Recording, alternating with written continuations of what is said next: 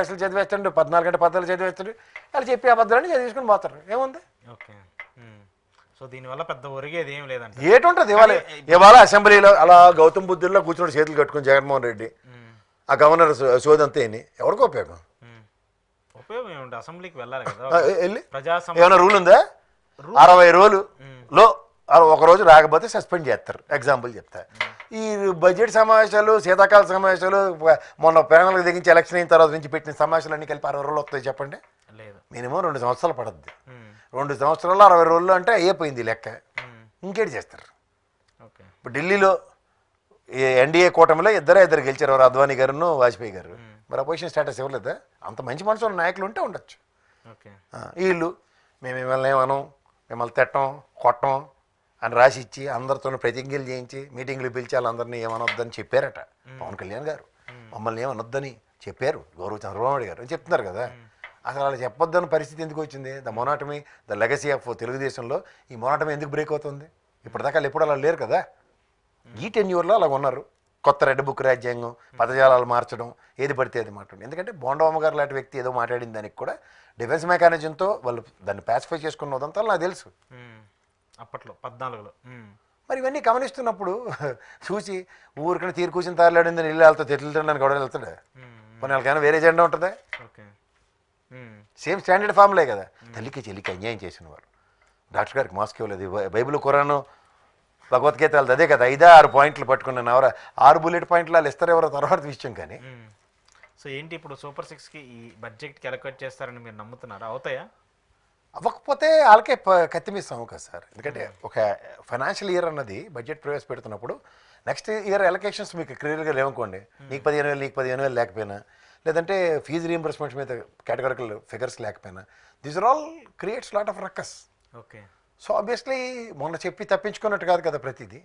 ఇది accurate figures to accurate figures ఉంటాయి. గత బడ్జెట్ ఎలకేషన్స్ ఏమున్నాయి, ఈ బడ్జెట్ ఎలకేషన్స్ ఉన్నాయి, కంపారిజన్స్ ఉంటాయి. ఎవరు మాట్లాడకుండా ఉండరు కదా. ఆయనేమో బయట నుండి మనం కొట్లాడదాం, బయట నుంచి పోరాడదాము అని చెప్తూ ఉన్నారు. కానీ ఇప్పుడు ప్రతి ఒక్కరు కూడా అసెంబ్లీకి వస్తే అసెంబ్లీలో మాట్లాడితే ఎక్కువ గలం విప్పొచ్చు అనేటువంటి ఒక అంశం అయితే కాదని నాకు తెలియకడుగుతా. ఎలా గలం వినిపిస్తారు? మీరు అపోజిషన్ స్టేటస్ ఇస్తే మీకు వాయిస్ ఉంటుంది. ఎందుకంటే ముఖ్యమంత్రి గారికి ఇచ్చిన సమయానికి జీటుగా ఇస్తారు. సమాధానం ప్రశ్న టు ప్రశ్న ఉంటుంది, సమాధానం ఉంటుంది, ఎక్స్ప్లెనేషన్స్ ఉంటాయి. లేదంటే వాయిదా వేస్తారు, నెక్స్ట్ డే వచ్చి సమాధానం చెప్తారు. అవి బుక్స్ ఆఫ్ రికార్డ్స్లో ఉంటాయి. అపోజిషనే లేనప్పుడు ఈ 11 మంది నియోజకవర్గ సమస్యలే మాడగలుగుతారు. ఓకే. రాష్ట్ర సమస్యలు నేను మాడతానంటే వెసులుబాటు లేదు. మీకు అర్థమవుతుందా? So what for is fighting అన్న దగ్గర ఆడ్ మ్యాన్ కింద ఆయన కన్సిడర్ చేయమంటున్నాడు. ఏది మీరు 164 స్థానాలతో సురక్షితంగా ఉన్నారు. ఇవాళ పవన్ కళ్యాణ్ గారు మాడుతూ ఉంటే నాకన్నా ఎక్కువ వస్తాయి అంటే మీరు అపోజిషన్లో ఉండండి సార్. ప్రశ్నించగలమని పార్టీ పెట్టారు కదా, అపోజిషన్లో ఉండండి, తప్పే ఉంది. ఓకే.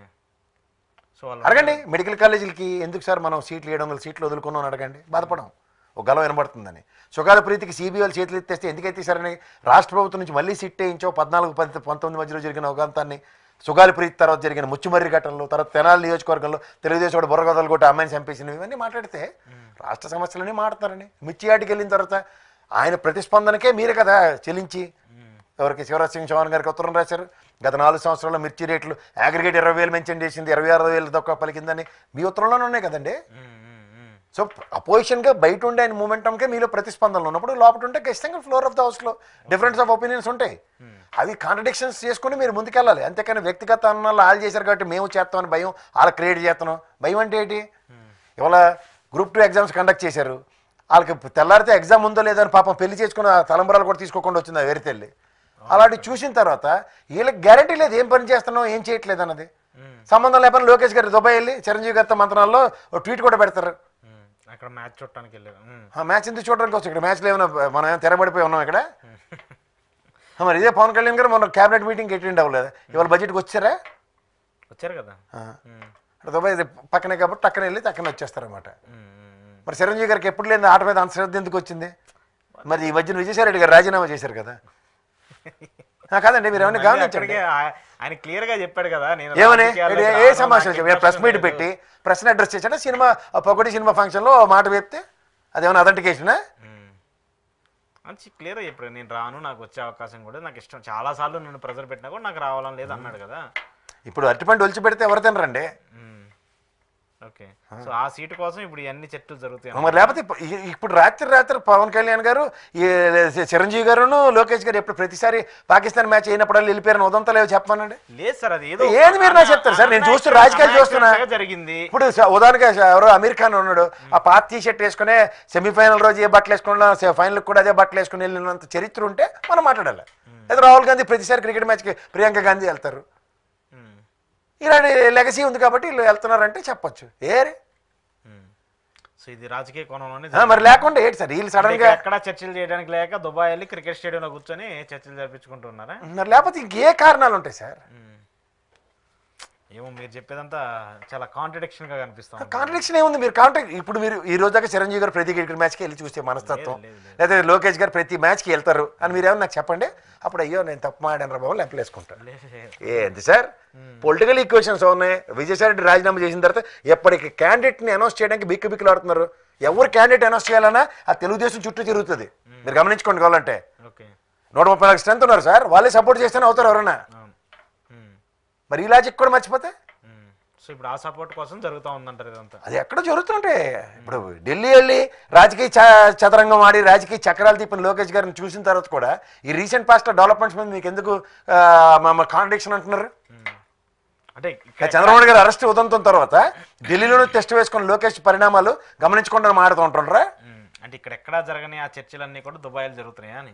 మరి జరిగే అవకాశం ఉంది కదా. ఈయన ఇంత మ్యారేజ్ డే అని చెప్పి వెళ్ళిన తర్వాత ఆయన ఉండి ఇన్నాళ్ళు పట్టిన తర్వాత క్రికెట్ మ్యాచ్కి స్పెసిఫిక్గా వెళ్ళడం, ఇవన్నీ అద్భుతాలు జరుగుతున్నప్పుడు ఇంకో వండర్ జరగదని ఏమనుకోవచ్చు. ఎందుకంటే సడన్గా మీరు చూడండి పవన్ కళ్యాణ్ గారు సైలెన్స్ నుంచి మళ్ళీ వాయిస్ మాడ్యులేషన్స్లోకి వచ్చారు. ఈ డెవలప్మెంట్స్ అన్ని కనబడుతున్నప్పుడు చేంజెస్ ఉంటాయి కదా. ఎందుకంటే ఆయన ఇప్పుడు మాట్లాడారు కదా, ఇప్పుడు జగన్మోహన్ రెడ్డి ప్రతిపక్ష హోదా ఇవ్వాలంటే జపానో బెర్నానో ఎక్కడికో పంపించాలి, అక్కడే కుదురుతుంది అని చెప్పేసి.